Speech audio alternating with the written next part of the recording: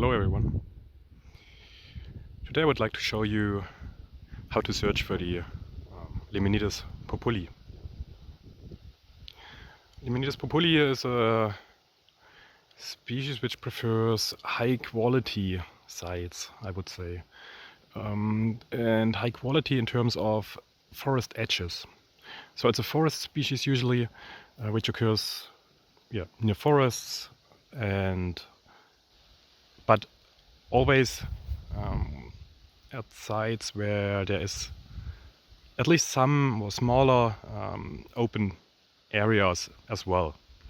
So like in this case you can see forests at left and the right side, and there's a little small meadow here within this forest, and this is perfectly because this is such a partly shaded site with a high humidity.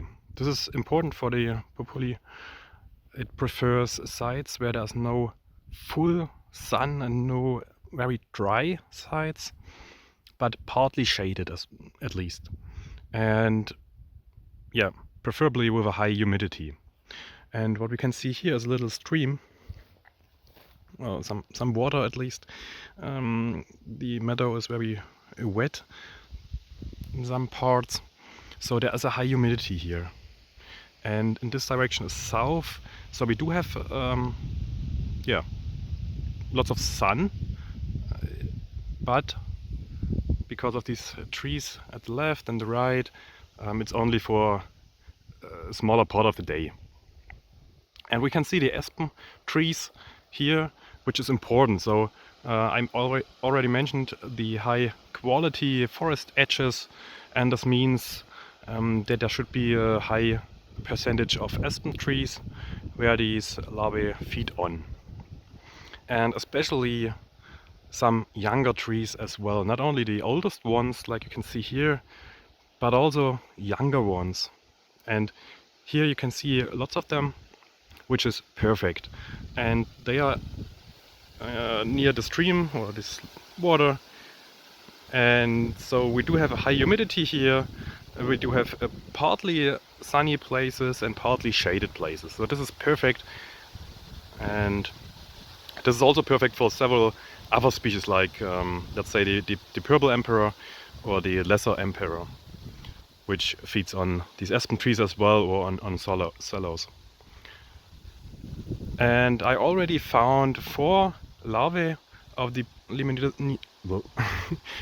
populi in this direction. So I think at this smaller aspen, and here one, and yeah, several ones in this direction, but also now here 2, and I would like to show you these 2 ones.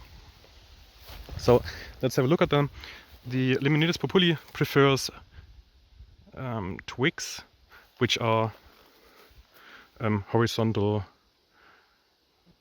so not, let's say, such ones, these ones. I wouldn't search at these ones because they are not that preferred by females to lay their eggs. And I always imagine a female flying around and looking for places where it can lay its eggs.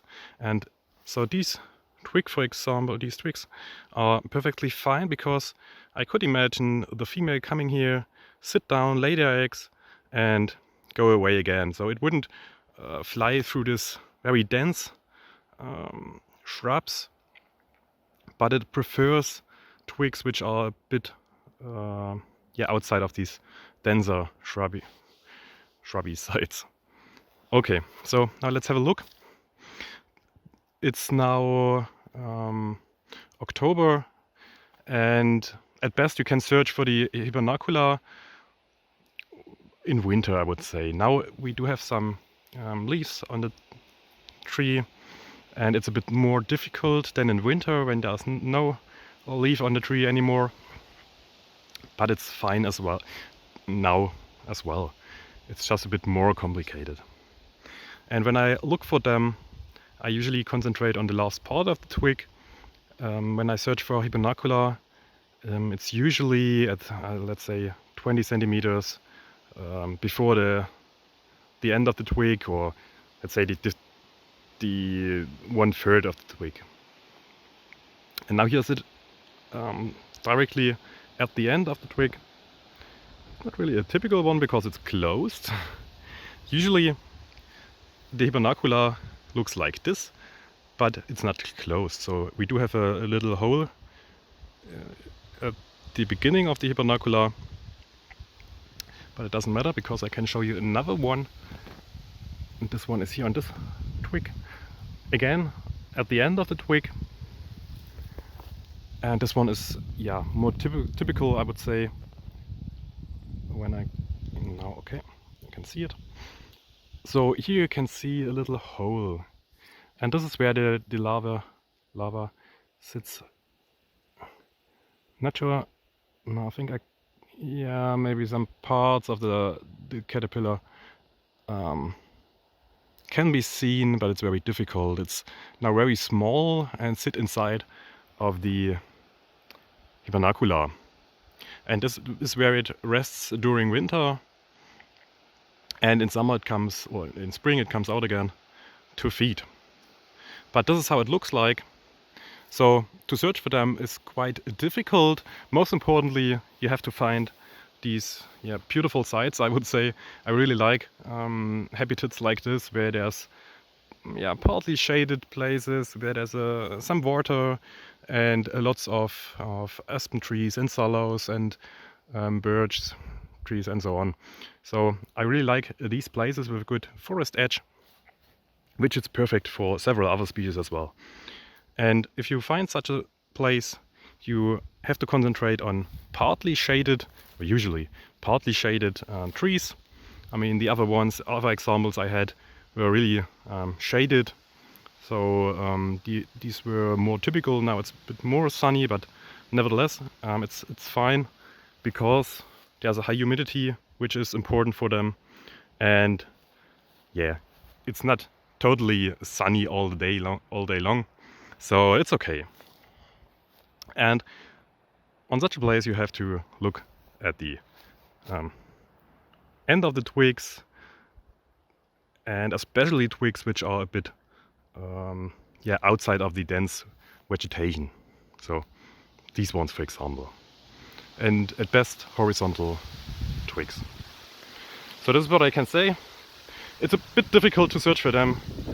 It's lots of work, and you really need some training to see them, but it works at least sometimes, and it gets easier with the time, I would say.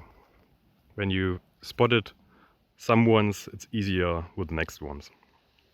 Okay, so I just wanted to show you how they look like. Like I said, it's a bit difficult to search for them, but I wish you all good luck if you try it. And yeah, good luck. See you next time.